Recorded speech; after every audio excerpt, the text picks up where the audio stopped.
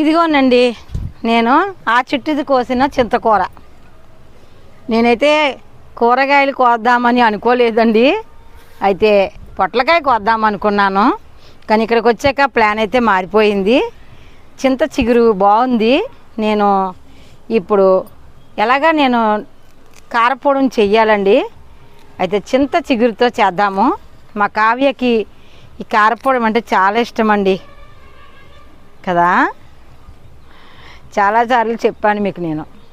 అయితే మన తోటలో 3 రకాలుగా ఉందండి. ఏంటంటే ఒకటేమోనండి ఒక చెట్టు ఉందండి, మరొకటేమో ఈ కుండీలో నారుందండి, గింజలతో వేసానండి ఇది.